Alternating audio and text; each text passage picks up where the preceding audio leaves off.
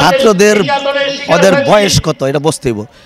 আর president Ziaur Rahman ৭১ কি করছে এটা তো ওর জানে না, ওর বাপের জিজ্ঞাসা কর, বাপ আছে না, ওর ময় মুরব্বীকে জিজ্ঞাসা করুক, এটা আমার তো বলার কিছু নাই, বুঝলেন? আমি তো বললে কইব যে হ্যাঁ বিএনপি করে দেখে হয়তো বিএনপির জন্য বলতেছে, এটা হইলো জনগণে জানে ভালো।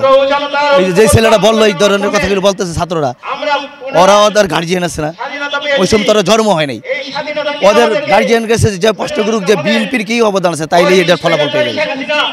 এটাই ভাই আগামী বাংলাদেশ কেমন দেখতে চান? আগামী বাংলাদেশ মনে করেন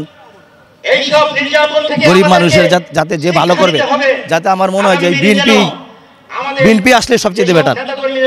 বিএনপি ছাড়া অন্য পার্টি আইলে আমার ধারণায় দেশ ভালো চলবে না। আর এখন যাতে দেশটা ভালোভাবে চলে আমরা চাই ওইরকম একজন লোকের কাছে নেতৃত্ব দিক। একটি দল নতুন একটি ছাত্রদের দল তারা বলে বেড়াচ্ছে বিএনপির স্বাধীন হয়েছে, এতে তাদের কোনো অবদান নাই, সব ছাত্রদের। এ বিষয়ে কি বলবেন?